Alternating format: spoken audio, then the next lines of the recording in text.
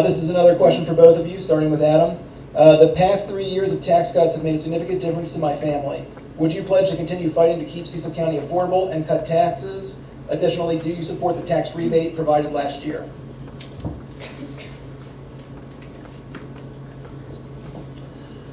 No, I did not support the tax rebate.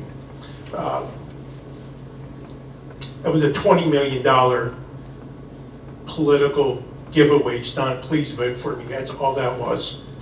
By saying we had a cool $20 million laying around the burn, you're saying that schools are not underfunded and overcrowded. Public safety is not understaffed and overwhelmed, and we have no roads that need fixing or repaved, and all the other quality of life issues have been addressed. And I don't think anybody really believes that. So, am I going to raise tax rates? Absolutely not. If we can try to cut them, will I try? Absolutely. But are we going to give back $20 million? You can't cry poor mouth and say that we don't have money to fund law enforcement, we don't have money to fund public safety, we don't have money to fund Cecil County Public Schools, and then say we have $20 million and we have to give away. That doesn't add up. That's not right. So, no, I don't support that tax rebate program. Well, you heard it here first, folks. There you go. Someone who says that he's a conservative does not support you getting your money back in your pocket during the time of record high inflation. By the way, it wasn't a stunt. I have cut taxes every single year of my administration. I have the numbers right here. I'm going to put them over on that table later on so you can look at the exact county tax rate. This is actually someone's home and assessed value and how much they saved over these last 4 years. I believe that I don't just say it. It's not just me pandering to you. I truly believe it is our money, and we do need it. This is just unfathomable to me that someone could sit here and say that they're not going to raise taxes and that they're a conservative, but at the same time, give me all your money because I know what to do with it better. No, that's wrong. That's not true. That is not true. And by the way, we have also paved more roads. Let's see, during my time, 66 miles of road repavement compared to under 20 miles in the last county executive's term. On top of that, You have the red card. red card. We do. Adam, if you'd like to respond. I do. So how many more roads could we have paid with that $20 million? How many, we pay tax, nobody likes paying taxes. I don't like paying taxes, okay? But we pay taxes as a community because we have collective needs as a community. That's what we have it for. And again, we needed that money. So, great, you paid roads. We needed more roads paved. We needed schools funded. We needed more police officers. That money was not yours to give back. That money was all of ours to be used for the collective. And red card, Danielle, if you'd like to respond. Yeah, how about your driveways? Did you need it to pave your driveway that's got potholes in it? Did you need it to feed your families? Did you need it to pay for your Ring camera for safety and security of your home? Did you need it for your groceries? Or did you need it to fix your car so you could get back and forth to work? That was your money too, and we have to be fair and thoughtful about it. It's not just all ours. It's not just all the government's money to do with as we please. And I was very thoughtful about this, and I will continue to be very thoughtful about this. Thank you. And rebuttal from Adam. So that's the difference. That's the difference between her and I. Okay, I'm going to be smart with your money. All right, you entrust it to us. We're going to be smart with it, and we're going to fix the things that need to be fixed. The money is there. We just need to do it right. Okay, I gotta say one more thing. Final rebuttal. So, you know, we have over here talking about you should have given more money to the schools. Again, during this time, our schools were receiving 10 times the amount of what they would normally have received above maintenance of effort. They were receiving record high funds from COVID funding from the federal government, and They were also receiving money from us for students that are, it's called the left, oh gosh, I just blanked on it and I say it all the time. But anyway, yep. And the rebuttal. You can't combine operating budget and capital budget. You just told me I could read. Oh, okay. You can't combine the operating budget and capital budget and call it record funding. That doesn't happen in the private world. It doesn't happen in the private sector, and it doesn't really happen in the public sector. But apparently, it happens here in Cecil County under your administration. Yeah. So the next question is specifically for Adam, sticking on education, popular theme. The state-mandated education policy blueprint for Maryland's future has created funding problems across the whole state. What will you do to ensure accountability and position outcomes for our children while holding CCPS accountable for their spending? So I think I've talked about this before. Of course, any money that we're required to pay by the state, we're required to pay by the state. And I think that's kind of an agreed upon fact. Any additional money that we may or may not provide is going to be based on measurements and benchmarks. They're going to be clear. You're going to know them. The schools are going to know them. We're going to know them. As far as blueprint, and again, I disagree with the schools if they supported this. It's an unfunded mandate that's going to cost us over $4 billion, or the state over $4 billion over the course of the next 10 years, and there's no funding source. What I will do as county executive, and I think other counties, even Democratic counties, are probably going to start doing this, is going down to the General Assembly and see if we can't repeal blueprint, at least try to make it so that it's not going to put us in the poorhouse 10 years from now because we can't control it. The whole point of taxation without representation, especially on the local level, is county governments that are elected by you, the people, get to say what happens with the money. This is why she was able to give away $20 million. So that needs to happen with the schools. And I think all the counties are probably coming to the realization that there needs to be pressure on the General Assembly to change this so that we can help the schools, but we're not caught in a pigeonhole. So it's not only $4 billion over the next 10 years for the state, it's $50 million over the next 10 years just for our county.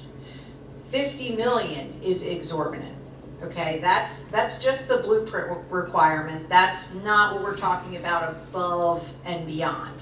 So it's exorbitant. And by the way, you're not going to see Democratic leaders down in Annapolis lobbying to repeal blueprint. You are actually already seeing some of this.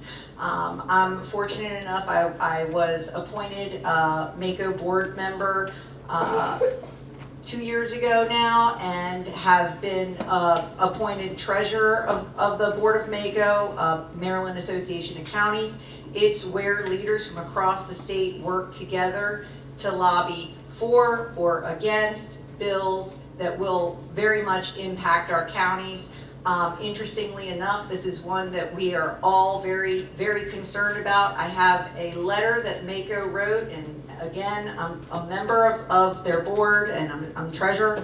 That letter is over there on the table where my t-shirts are. Feel free to take a look at it. And we are very concerned with Blueprint, and there are already some moves happening during this session that I think are going to slow down some of the issues that we're seeing from Blueprint, hopefully. Thank you. This question is also for both of you, but starting with Danielle.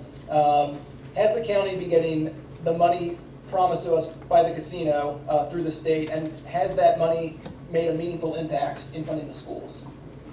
Yes, there's a lot of confusion about that too. The promise of school funding for through the casinos, that is a state fund. That is purely a state fund. And when the legislators made that fund, they said that this money must be used for new programming. It basically got stuck in that fund, and they are holding it for Blueprint. And here, if you pay attention to Maryland Association of Counties, Conduit Street, it's a great podcast with a lot of information if you want to stay plugged in. What they talk about is the fact that this blueprint mandate is absolutely going to negatively impact everyone, and the state can't afford it. And that fund that they will be using, I think there's 330 million, and I can't remember the amount, maybe. It's going to run out very, very quickly. In the next 3 years, they're going to be on their fiscal cliff, and then the state has they don't know how to pay for blueprint, just like we don't know how to pay for blueprint. So what's going to happen, folks? The state is going to raise our taxes. They're going to force it, and they're going to force counties to raise taxes. That's where we're at. We're on a sinking ship. So yeah, we were kind of hoodwinked on the casino money. We were promised that it was going to go to education. The way that it was presented, it was going to be local education, and they kind of moved the goalpost on us. Now not only do we have, since the regular casinos, now within the last year and a half, they've done sports betting, and I don't know that we've seen a whole lot of that money. And now there's talk in the General Assembly, if not this year, then probably come up next year, as they start looking for more funding sources to actually allow gambling slot machines on your phone. You can imagine the problems that are going to cause just socially to have to be able to gamble on your phone unrestricted, at least in a casino. When you run out of money, they could throw you out. It's going to be hard to do that at home. And I don't think that is that's a wise thing to do to fund, but it's probably where they're going to be at on that. So yeah, we were hoodwinked. We should have done better. I'm hoping that the state cooler heads prevail and they start bringing that money back to start funding the schools a little bit better than what they did. All right, thank you. This is for both of you, starting with Danielle. As has been talked about tonight, there's a strained relationship between the county and Cecil County Public Schools in terms of how we're resolving the budget.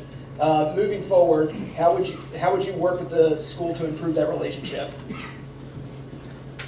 Honestly, I think it really comes down to getting past this election. If I'm going to be really, really just blatant with you, it's unfortunate, but apparently the politics card is being played. I think that what we called for was accountability, and the leadership didn't quite like that. It's very interesting to me that that so many people who work hard in the school system, that truly do, because I was a substitute teacher for, 5 years or so in Cecil County Public Schools. 5 years before that, not in Cecil County Public Schools. I love teaching. I actually was an educator at North Bay and very passionate about it. Passionate about our kids and their eyes lighting up when they're learning.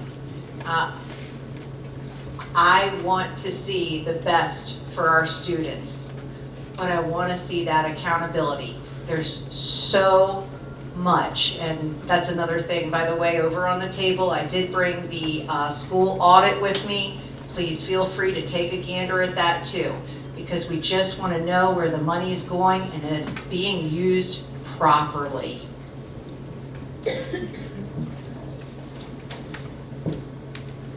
So they're going to go cop.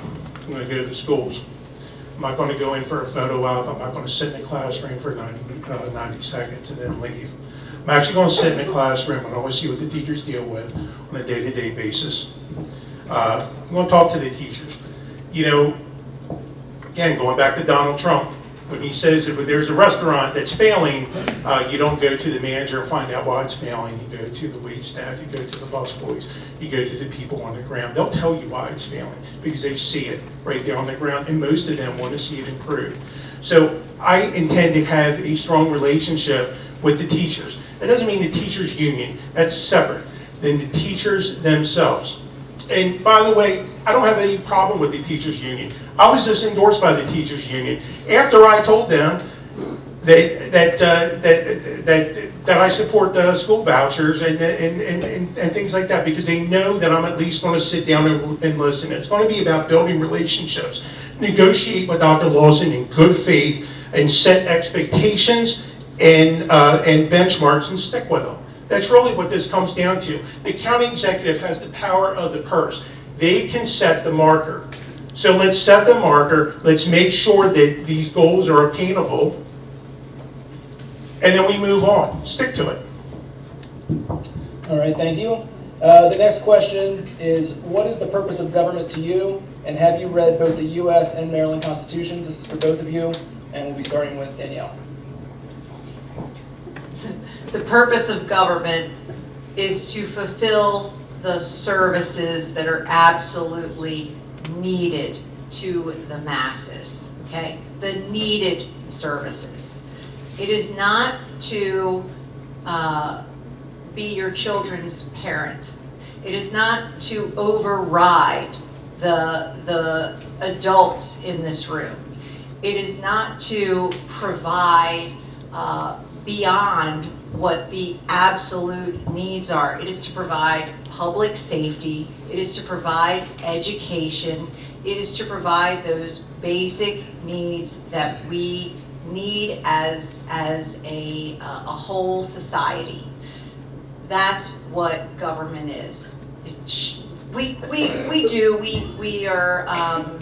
We support community services, a myriad of community services. It's to do the best that we can for our fellow citizen, but to not go past that. We want to help people, but we do not enable people to the point where they are stuck on being government dependent. Thank you. Thank you. So government's number one priority is the protection of its citizens and ensure that we have the ability to raise our family in peace, safety, and security according to our own principles. That's really what government's there to do. We're not there to serve government. Government's there to serve us and to make sure that we can live our lives. We ensure that people can make an honest living without undue government interference. And as far as having read the U.S. Constitution and the Maryland Constitution, the answer is yes. I defend both. That's what I do for a living. I understand the Bill of Rights. I understand my job as a sheriff's deputy falls under the Maryland Constitution. The office of the sheriff is a constitutional office here in Maryland. I understand the parameters on what it is that the government is allowed to do and is not allowed to do. And quite frankly, I think the state of Maryland and even the United States has been violating that for quite some time.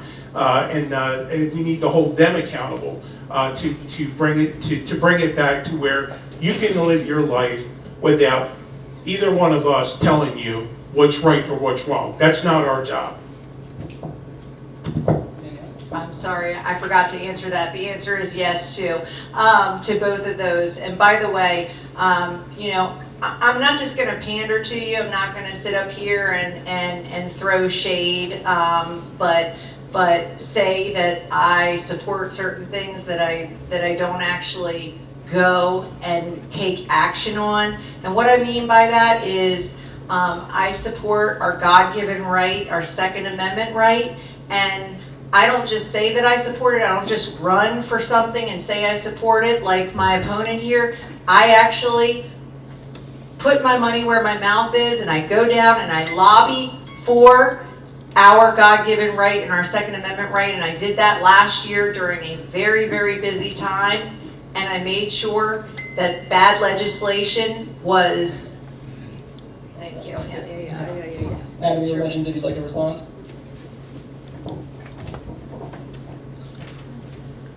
Yeah, I do that too. I do it for a living. Okay. It's not enough for me to sit up here and say that I support this or I support that as a law enforcement officer, as a sheriff's deputy.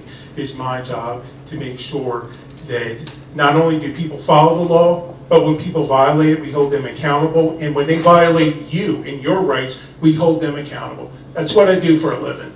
So no, it's not campaign talk. It's my life. That's what I do. All right. Then, I won't go there, it's okay. all right. The next question we have, this is a question for clarification. This is specifically for Danielle. Is it true that you tried to give Dr. Lawson $3 million additional money or additional dollars, and that he refused the request last year? What was the fund request this year, and was it given? Yeah, so it is true last year, and unfortunately, I didn't know until after the fact that only Dr. Lawson and Miss Hawley were aware of the offer. He said he had to take it back to the board. He told me, President Hawley said no. I thought that meant the board at large. The board at large is elected by you, the people. And I found it very bizarre that yes, I did offer above maintenance of effort. And yes, there were strings. The strings were accountability. The strings were to say, yes, that money is going to go towards more teachers and paras. And the strings were to say, for them to say, yes, we did receive more than maintenance of effort. That was the agreement that we were supposed to have that never worked out because, as I was told, Ms. Hawley was upset about me running someone against her in the previous election. Well, that's disappointing. And again, this is where you see, unfortunately, politics are at play, and it's sad to see. Instead of doing what's right for the citizens of this county, if you as the school board member and the school leadership won't take more money saying that it's going to go towards teachers and paras, the thing that you say that you need, there's something wrong here. All right, this question is specifically for Adam, also relates to school funding. Knowing that the county has $130 million in the fund balance with only $26 million as unassigned, how would you address the request from CCPS for $26 million additional funding? Fully fund CCPS or deplete the county's unrestricted available funds? So I get asked frequently about how much money I'm going to give CCPS or other areas of county government. And without direct knowledge that the incumbent has of the county finances, it's really impossible for me to give you a specific answer. And quite frankly, until April 1st, she's not going to give you an answer up here tonight either. But what I will tell you is that our public education system has been underfunded during her entire term. Plenty of Republicans I met have kids in schools, and they want a good school system. There is no blank check to any organization or county government, and I want to see results that we can measure with our funding. And I'm going to work hard with the Board of Ed in a professional and productive manner to come to a budget that meets the needs of our students and taxpayers, and the two are not mutually exclusive. Public safety and education are two sides of the same coin. Each one affects the other, and if both are not properly attended to, society suffers. It's a delicate balance. And our students deserve to be educated in a safe and secure environment. They have a civil right to a quality education that teaches them to compete and thrive in a modern economy. Thank you. And one of our last questions before we open it up to the audience is, what do you think you are able to do for the county that other county executives in the past or currently have not been able to do? It's for both of you. What was the question? Oh, sure. What do you think you are able to do for the county that other county executives have not done or were not able to do? We'll start with Adam. Or start with Danielle. What I have done, and I'll continue to do it, and that is be thoughtful, be a problem solver, follow the rules, be fair, make effective decisions to be more efficient with our dollars, and to continue to cut taxes. You know what's interesting? I know some people who say that they are Republicans, but when they hear me say I'm going to continue cutting taxes, they don't like that because there's some sort of a strange dynamic going on right now that you can't be efficient and effective and support our school system and still provide tax relief to our citizens. And I disagree with this fundamentally. And that's why we need good people that are elected in our school board to make those good decisions. That's what we need. We need representatives on both sides, not just here at the county where we write a big check and hand it over, but we need decision makers on that side.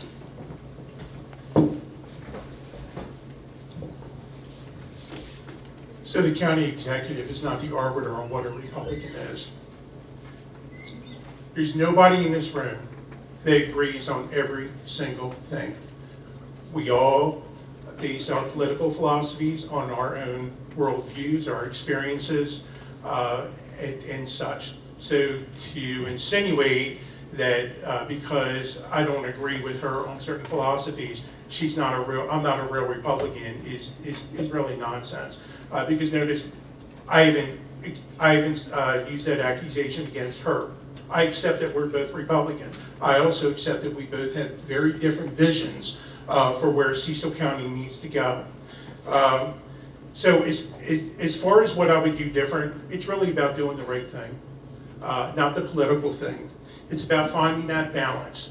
You know, as conservatives, it's not that we're against spending money, it's that we're against wasting money. We want something for our investment, whether that's in law enforcement, whether that's in county roads, whether it's in libraries, whether it's in public schools.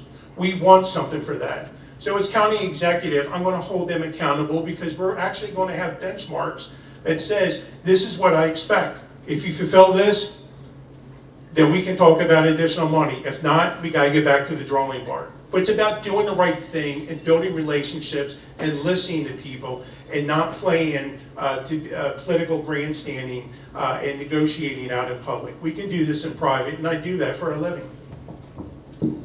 Thank you both, and thank you both for your time. You've been very generous so far. For the final portion, we're going to do some direct questions from the audience.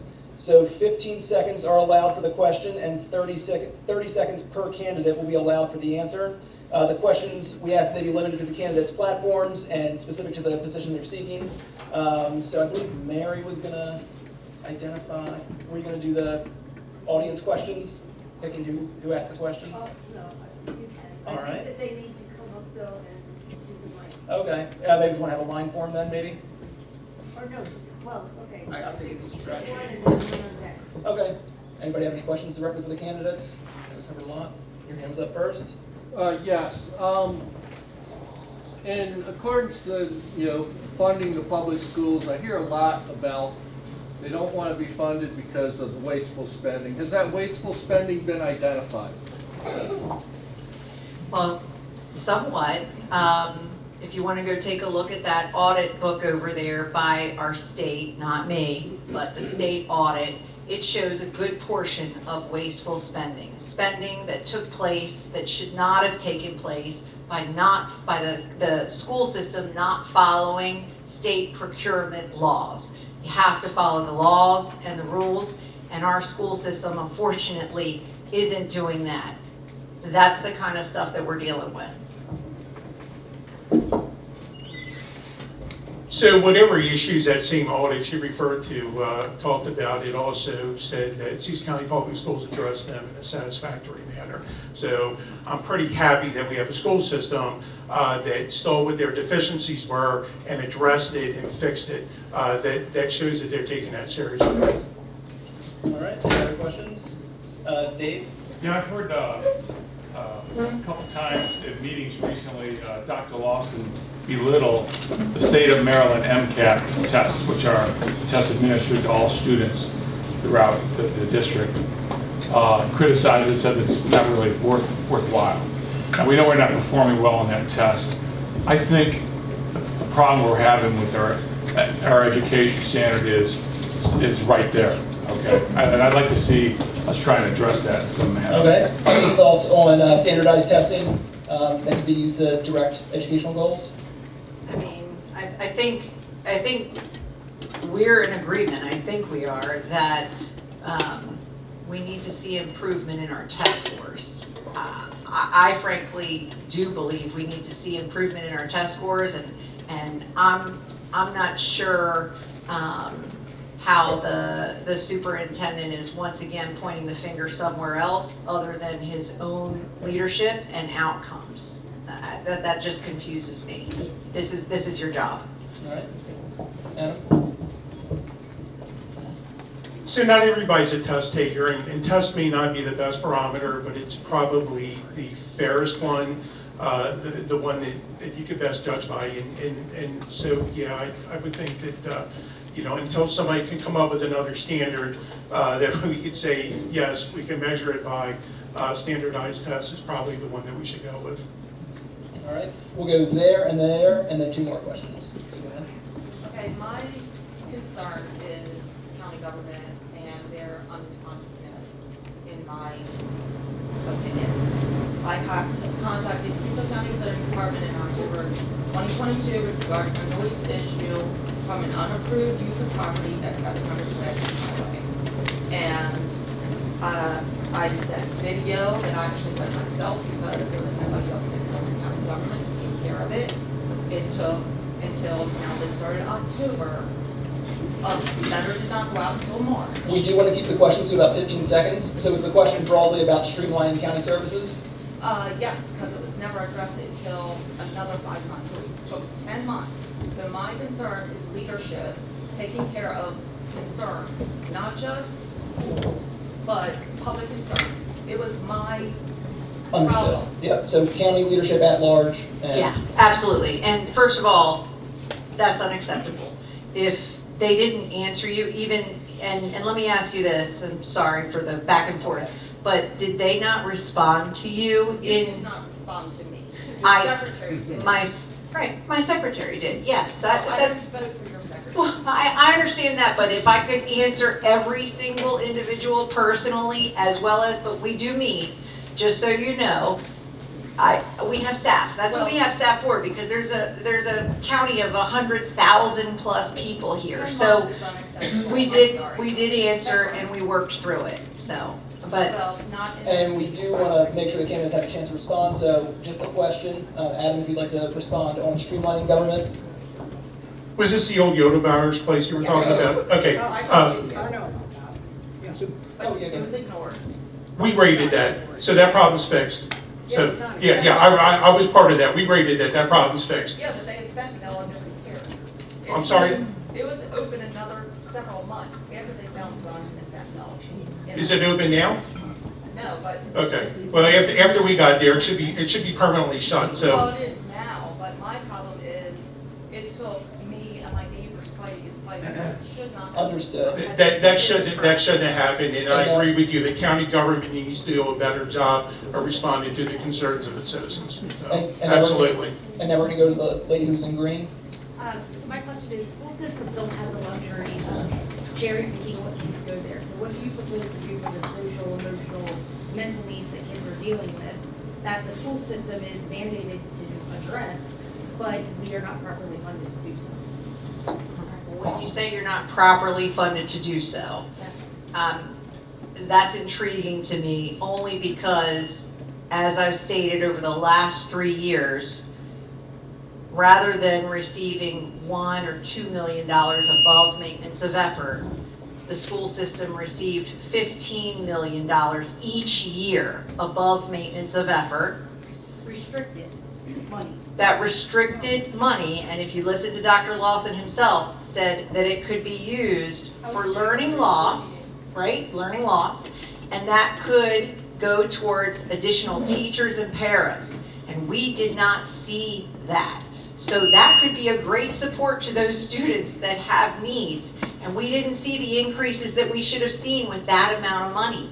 That's concerning to me. I'm concerned about that. And that is our time. So Adam, if you want to respond to that, how multifaceted approach to education can be fully funded. Are you talking about the agreements for like autism in kids and things like that? Is it, or just special needs in general? Not even just special needs. The the mental health issues that we're faced with in our schools, Okay. drug addiction. So as I understand it, the school board, whatever money that they get from the county, they allocate that as they need to be. Now, I will tell you that there's not enough money to allocate for that to meet the mental health and the special needs of our students. That's something Dr. Lawson and I would definitely talk about, and if it makes sense, absolutely. I think that would be a return on the investment I was talking about. So. All right, anything from this side, Kathy? Hi. It's in response to your response. So every time somebody says something with the schools, you're like, I'll talk to Dr. Lawson and if he needs more money. Where is this money coming from? There's only so many tax dollars that you have to spend. You have promised law enforcement more money. You've promised the schools more money. You've promised more roads. Where's the money coming from and how are you going to give them more money? So sources of funding for schools. So we got a pretty healthy fund balance. Again, if we allocate our money correctly, nobody's going to be happy with everything, but I think we can make things a little better. I said before, I'm not going to be able to fix everything, but we can make things a little better. And I'll tell you, these things that you're talking about were needed, and it sounds like that they are. That $20 million that came to the tax rebate could have gone a long way to help addressing them. All right, right there in the green. I think everyone in this room can agree that politics, both locally and nationally, are pretty divisive nowadays. In this upcoming election, if people are elected that don't necessarily agree with you, how would you work to negotiate with, collaborate with, and make decisions with people who disagree with you? I look forward to that. I truly do. It has become really divisive, and I think social media is a big problem with that these days. It's simply an echo chamber, and people can be keyboard commandos and feel totally comfortable to write whatever they want, many times not true and many times ugly. But my goal is to sit down and listen to, and I have sat down and listened to a lot of folks who have opposing opinions, but we've got to do it. That's how we figure it out. I like to be a problem solver. Adam? So yeah, that's a good point. Politics is a contact sport, particularly here in Cecil County. But look, when it all comes down to getting things done and doing the right thing, you don't have to like the person. Contrary to tonight, I don't dislike Danielle. I actually like her as a person. We just have very different visions of where Cecil County is going. And so I believe that when we sit down and talk, if we do it respectfully and we put our egos out the door, we can get a lot done. It might not make everybody happy, but we can get something done. Jeanette, you had your hand up for a while. I have a question about incentivizing our schools, or anybody for that matter. When they're given their raises, isn't that what an incentive is, to create that environment to where they're giving us the proficiencies in our classrooms and things of that nature? When you say you're going to incentivize or figure out how to make them do better, how do you do that? Do you stop giving them raises now so they start earning those raises, or how does that work? What more do they want or need to do better in our schools? Is that to me or to her? To either one of you. I'm curious about what incentivizing. You want me to go first? Yeah. So I think our teachers are doing an incredible job with the limited resources they have. It's kind of hard to get results when you have 30, 35 kids inside of school, really.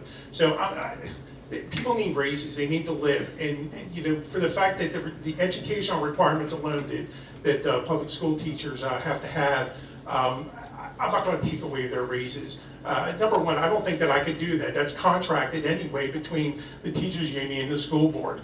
So that wouldn't be within my purview anyway. But I think when we start talking about taking away raises of the rank and file teachers, that's not going to be a very productive Then how do you do solution. an incentive? I mean, what creates that mentality to provide that proficiency or that goal? Like you said, we're not moving goalposts, we just want them to get to the goal of giving us what we need for our kids in our school systems.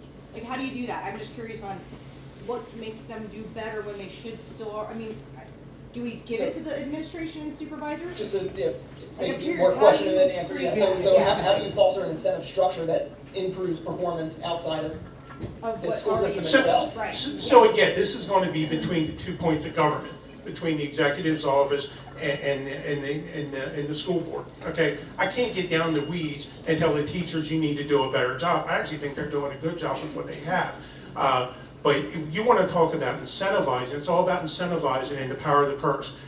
If we reach this benchmark, if test scores need to be improved, then this is what I'll need to see next year. And if we see it next year, you're going to get additional money. If we don't see it next year, you need to come up with a solution because you're probably not going to get additional money if you don't. So I think it's a give and take, and as long as everybody's in agreement with, okay, if these are the results, then I think we need to keep our word on that. Danielle? So first of all, the leadership has been giving themselves raises during the time when the teachers who are in the classroom doing the hard work, doing the difficult work, teaching our students, and I've been there with 30 kids in a class, by the way. Our leadership decided what's good for the goose is good for the gander. And I'm sorry, I fundamentally disagree with giving raises to folks who are not providing results. Leadership, management is who's in charge. I'm up here right now because I'm responsible. I'm responsible for what happens in Cecil County government. And I take that responsibility. I'm not pointing the finger at somebody else. All right, Blue? Yeah, one comment. Dr. Lawson can't legally give himself. So this is a period for questions. Do you have a question? My or comment? question is for Adam. This feels to me like you guys agree on almost everything, specifically regarding school funding. And my question for you is, what makes you different than Danielle? So what was the first part of that question? So the question, because some people over here didn't hear it. So it seems like you guys agree on a lot of different issues, especially regarding funding. So contrast yourself with Danielle as regards, sounds like school funding specifically or things in general? Yes, please. School funding specifically. So the difference. Get the mic right there. So the difference is that Danielle has said publicly that funding and maintenance of Everett is fully funding the schools because in her rationale is that that's what the law defines as fully funding schools. I disagree with that.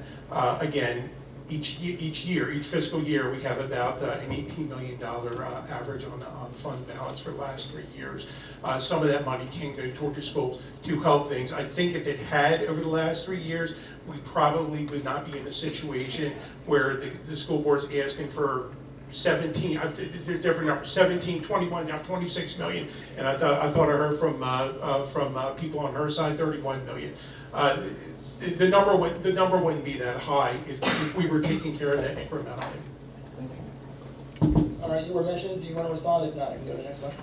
All right, right back there. Hi, I am a substitute teacher and I'm in the public schools every day, and I can tell you straight up, you want answers, I can speak. A lot of the teachers can't speak. A lot of the problems in the school, yes, we do have social, emotional issues with the kids. Looking for a lot question. of problems is discipline. Until you change the discipline and get the parents involved, the teachers have nowhere to turn because they can't send the kids. How would you change that? You can't send the kids. They send the kids to the administration. They do nothing. And the teachers can't teach. I will say anecdotally, and this is just anecdotal, I've heard the same thing. And not just heard it, by the way. I have visited our schools for more than whatever you said, 90 seconds or whatever that, that statement was. Not only like I said, am I a former substitute teacher spending a lot of time in the school system. My son graduated the year before last, and I visit the school system. I was just at one of our elementary schools for a few hours, and I didn't take pictures, by the way. I was there to just be there and observe and talk to the leadership. I appreciate that. Adam, an opinion on discipline in schools? So thank you, by the way, for being a substitute teacher. I know that's probably a tough job. yeah, we do need more discipline in schools. I'm gonna be, and now I'm speaking as a cop, because I think as a society, over the last 10, 20 years, we've gotten away from personal accountability. We probably need to get back into that. And that doesn't mean you have to have a heavy hand, but there needs to be consequences for actions, and they need to be followed up and followed through, and really to hold the parents responsible too. Just continually making excuses for bad behavior is not acceptable. However, we do have to recognize that there are a lot of special needs, and it includes mental health, that you have to take that into account when you're dealing with specific children. So it's not a cookie cutter solution. All right, right here. I'm just a little confused on the incentivizing in return for money. If they do this, you'll do that. How is that different from what Ms. Hornberger did when she negotiated privately with Dr. Lawson $3 million specifically for teachers?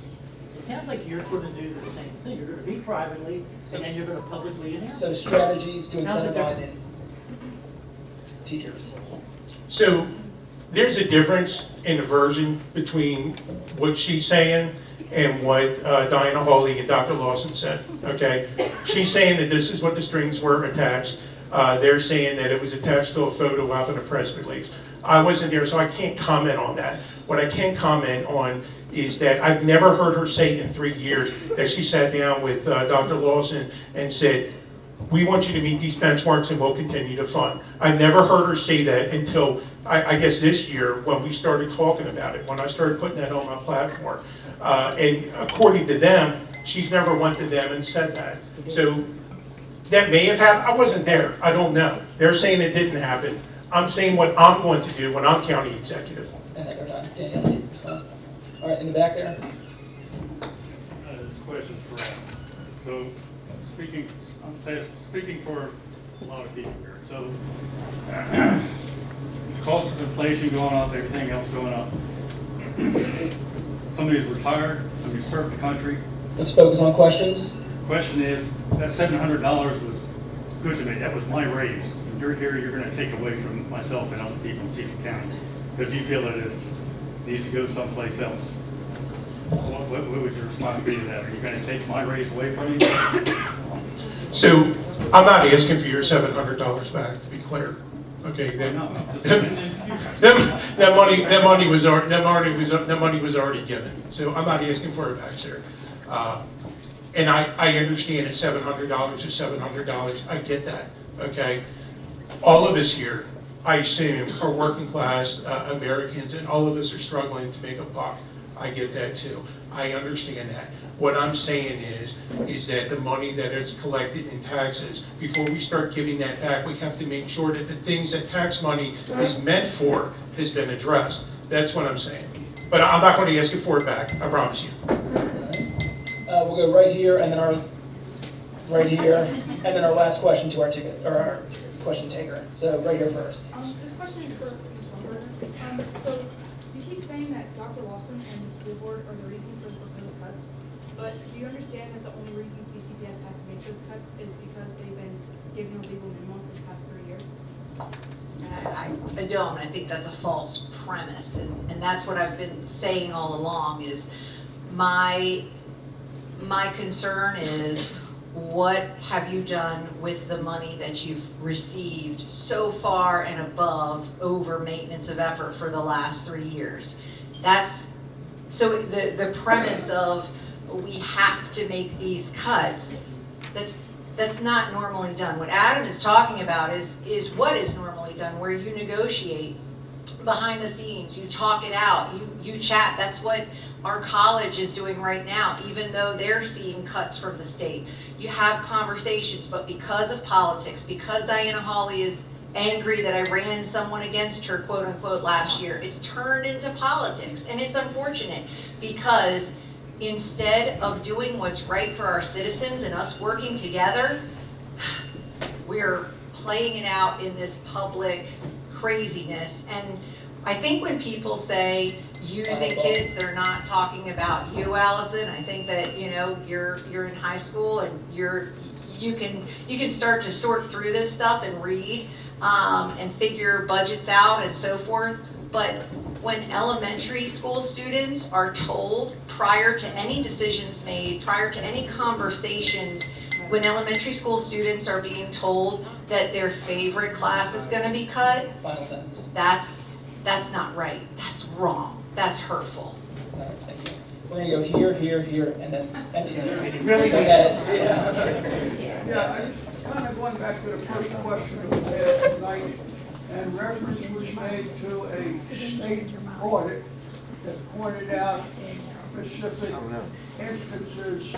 And the one thing I like, Adam seems to like to talk to people, so my question is, did anyone from the county take that information from the audit and attempt to sit down with the superintendent or the school board and have a discussion about that? Corrective actions on the budget.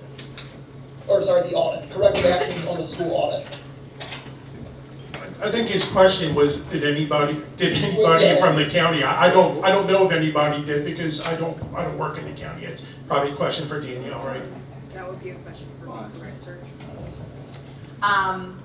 No, actually, from the state, I do believe that our state delegate has had a conversation about this with our leadership from the school system, but you know, at this point, it's a fractured relationship, to say the best. But has anybody tried to have the conversation such as Adam pretends is the way to conduct the governmental business? Have you had Did those anybody, conversations? asking you, It's asking you, Danny. You're asking if I'm going to have those conversations as county executive? Would you have had? Yeah, absolutely, That's absolutely. That's my point. Fractured relationships are made to be fixed. That's why, just like fractured bones, you put them in cast and you mend them. Fractured relationships are meant to be fixed. It's not personal. Just like in my job, it doesn't matter who's called me a name, spit on me, kicked at me, shot at me, tried to stab me. Nobody ever did that to Adam Streight. They did it to the uniform. And it's the same thing here. You know, whatever fractured relationship is there, it can be fixed and it can be mended. It may just have to be that the county executive, meaning me, will have to make that first step to deal with that. Somebody needs to. Somebody needs to, for sure, but I think we're gonna have to get through this election and then sit down. Sometimes, you know, unfortunately, our superintendent said to another leader in this county, this is war. Unfortunately, those words should never be spoken, in my opinion. We're all here to work for the citizens of this county. I You're truly making it believe politics. that. No, I'm just trying to answer the question and do what's right. And I think that sometimes we hit a spot where we have to kind of fall and get back up and come together, and that's where we are. Before we continue, just a note, you know, out of respect not only to the candidates, but also the host, the American Legion, the people who put on the venue, the Republican Women's Club, we can keep our comments to ourselves. If you have something to say, run for county executive. Mrs. Hornberger and Ms. Hornberger. So we've heard a lot of, you know, it's the school board pointing fingers at the school board, unelected, you know, they're elected. Outside of re-elections, what are the remedies that you have taken or can be taken to either impeach or re-elect to get a better school board? Because the separation, I see it, but I haven't heard what you have done to try to remedy some of these effects. So you're talking about outside of elections? Outside of elections, because obviously you can't throw someone off, but there's other remedies that if they're uncooperative to the constituencies of this county, and they're not spending the money effectively, what can be done? I mean, as far as the school board? Yeah. Not a whole lot, that's why you vote. That's what we're doing right here. You're saying you cannot impeach an elected official? No, you can't, no, I can't Not impeach a you, school. I'm not pointing you. Okay. But the county in general, right? The citizens here. What Right, can be done? so if a school board member does not follow some of the rules that are, the policy that is set in place by the state board, to follow those board procedures. In fact, they tried to. One of our members, school board members, is here tonight, and you can file a formal complaint. You can send it to the local board and also the state, and the state will hear your complaint. Now, it has to actually go against what those rules are, that you have to meet those criteria. So it's a little more difficult than just saying they're not, spending our money how they should or that kind of thing. And who's the school board that's here? There's one. And there's another. All right, we've got, And Adam, we do you have did try and anything get to add on that? I didn't say Yeah. you did, people did. One, only one. Yeah. There's 105,000 people in the county, Yeah, only just one. just one. All right, JT? I have a question. This question is to you, Adam. The budget, or the budget that Dr. Lawson presented to the county executive was just recently presented. Why is it that back in January, there were protests and things out there talking about the county budget, which you jumped on board with without him actually presenting the budget yet? So what Dr. Lawson did and what sparked the rally was he said if what the county gave was maintenance of effort, this is what was going to be cut. He can't cut restricted things, but he has to cut, he has to pick from it, he has to balance his budget, right?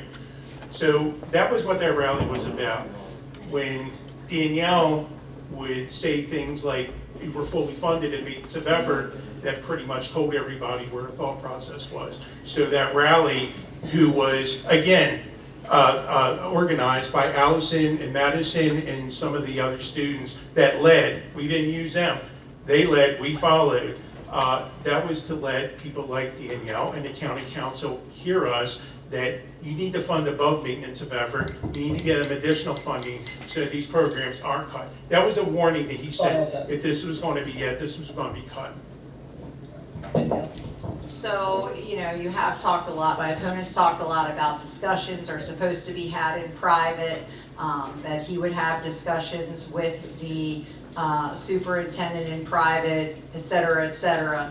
However, the superintendent didn't have the respect or the decency to have a private discussion about what could happen. These things were not proposed to the county government privately, and discussions taking place. It was grandstanding and scare tactics about what could happen, but leading people, especially kids, to believe it would happen. And that is wrong. That's wrong. Thank you. An applause for the entire event. Thanks everybody for coming out tonight. I'm going to turn it back over to JT with the Public Women's Club, and thank you to the candidates for your time. Thank you. First of all, thank you both for coming and answering our questions.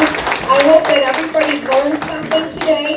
I want to point out that the candidates that are running have signs over here, literature. Feel free to grab the sign, t-shirt. We have a Back to Blue container where we are still collecting for Back to Blue. And we've been doing this for the last few years where we deliver lunches to our law enforcement officers